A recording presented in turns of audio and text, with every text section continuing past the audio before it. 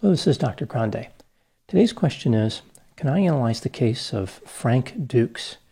Just a reminder, I'm not diagnosing anybody in this video, only speculating about what could be happening in a situation like this. If you enjoyed this video, please like it, subscribe to my channel, and consider supporting me on Patreon. I will put the link to Patreon in the description for this video. First, I'll look at the background of this case, then I'll move to my analysis. Frank Dukes was born in Toronto, Canada, on April 6, 1956. When he was 7 years old, his family moved to Los Angeles, California. Frank graduated from high school. He described himself as a joke when he was in high school, but it's not clear what he meant by that. Frank claimed that he studied martial arts with a world-famous teacher named Tiger Tanaka. He said that Tiger descended from 40 generations of Japanese warriors. At the age of 16, Frank traveled to Japan with Tiger and was trained to be a ninja. Frank impressed all of the other ninja warriors. They were amazed with his abilities and gave him the right to call himself a ninja. Frank enlisted in the Marine Corps Reserves in 1975. He claimed that he traveled to the Bahamas that same year and competed in a top-secret illegal martial arts competition. This was a 60-round single-elimination tournament which was only held once every 5 years. Frank claimed that he had been given permission to speak about the tournament. He was the first person in history to receive this permission. He was also the first Westerner to win the tournament.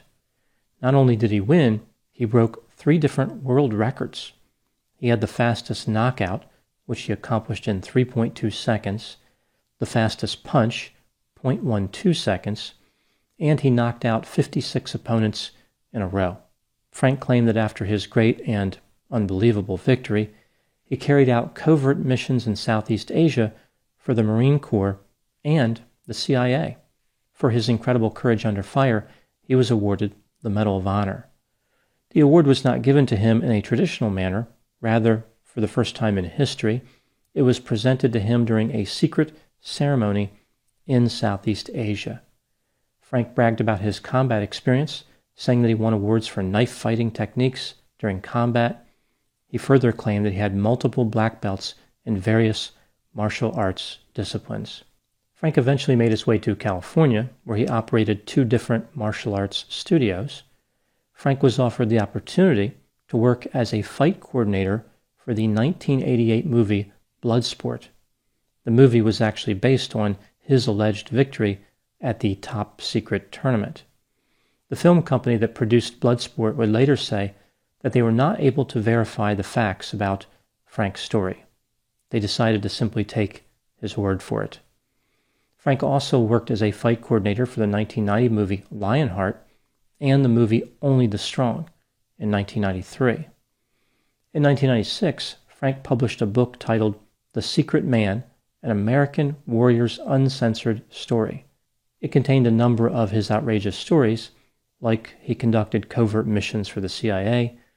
He said he destroyed a chemical weapons plant in Iraq. Frank and the famous martial artist and actor Jean-Claude Van Damme co-wrote the script for the 1996 movie The Quest. Frank sued Jean-Claude Van Damme for $50,000 over another movie that was never made. Frank said that he had a film script that proved the movie was based on the story of his life, but unfortunately, it was destroyed in an earthquake in 1994. Who knows how many great movie scripts were lost in that earthquake. Frank was not successful in his lawsuit. Frank also sued a publisher for Soldier of Fortune magazine. Frank lost there as well. Now moving to my analysis. Many of Frank's claims have been disputed by various people who investigated his background. Let's take a look at a few of the disputed claims. Item number 1. Frank claimed that he was taught by a legendary martial artist from Japan named Tiger Tanaka. The difficulty is that Tiger did not exist. The name does appear in the James Bond novel You Only Live Twice. The character was a ninja commander. I guess Frank figured he was the only person that ever read a James Bond novel. Frank suggested that nobody could find Tiger because he died in 1975 and was buried in California by a ninja clan. The state of California does not have any records of a man named Tanaka dying any time in the 1970s. Item number 2, Frank said that he served in Vietnam, but he never did. The last combat troops were withdrawn from Vietnam in 1973. Frank enlisted in the Marines in 1975. Frank defended himself by saying that he never claimed to have served in Vietnam. Rather, he went on covert missions in Southeast Asia.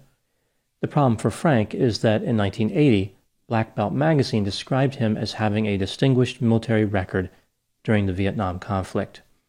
Also, in 1987, Frank identified as a Vietnam veteran during an interview with Kung Fu magazine.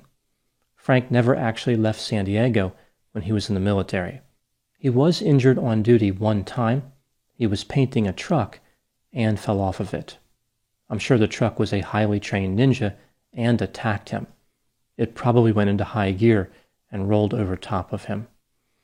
Item number 3, Frank said he was awarded the Medal of Honor, but this never happened. There was a photograph of Frank wearing a military uniform. The Medal of Honor he is wearing is the Army version, not the Marine Corps version. In addition, his service ribbons were displayed in the wrong order. Frank initially claimed that he contacted the military to get an explanation about why they gave him the wrong Medal of Honor. Later he changed his story, saying that the uniform was a Halloween costume. Item number 4, in his book, Frank claimed that he worked for the CIA, but he never did.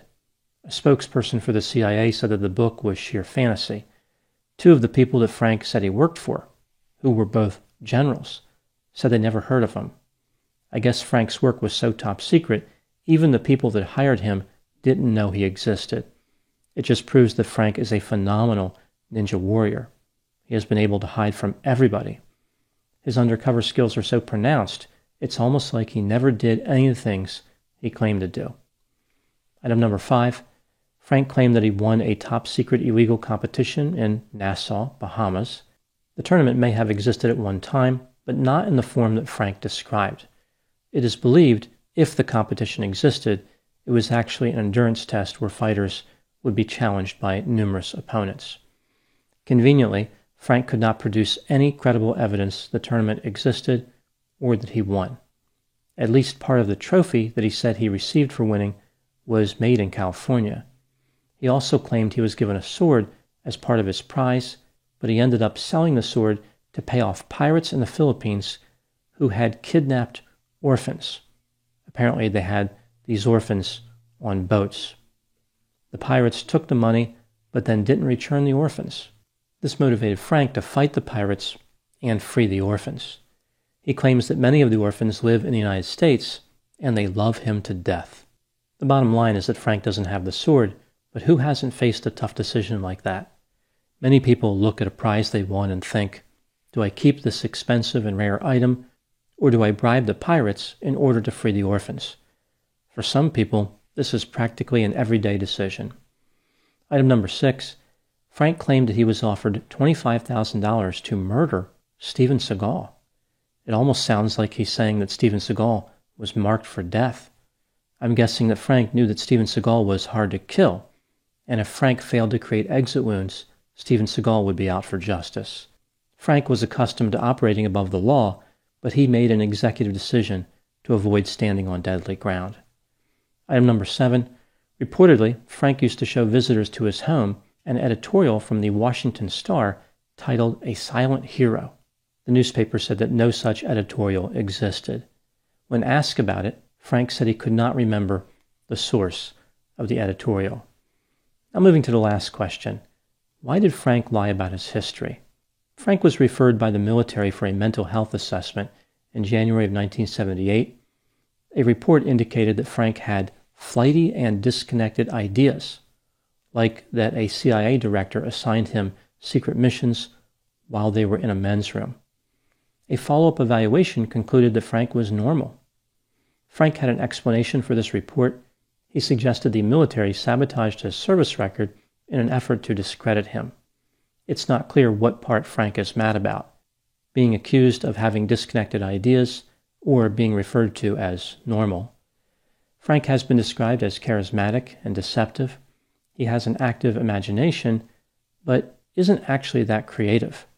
He He used a James Bond character for his martial arts backstory and came up with comically simplistic stories about his adventures, the types of stories that many high sensation seekers have used over the years, like winning the Medal of Honor, being the best fighter the world has ever known, saving orphans, and working for the CIA.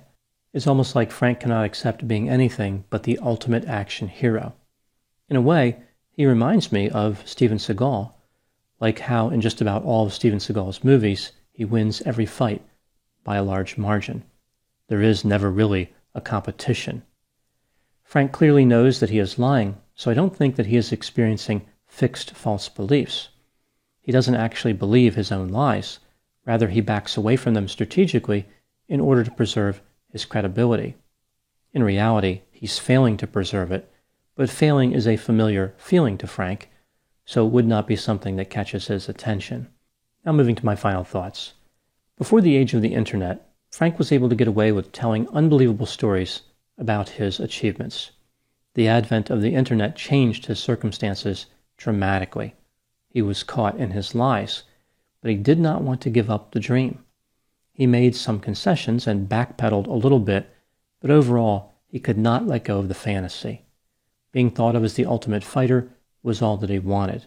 But in the end, the only title he won was the ultimate fraud. Unfortunately for Frank, this award was not given to him during a secret ceremony. Those are my thoughts on the case of Frank Dukes. Please put any opinions and thoughts in the comment section. They always generate an interesting dialogue. As always, I hope you found my analysis of this topic to be informative. Thanks for watching.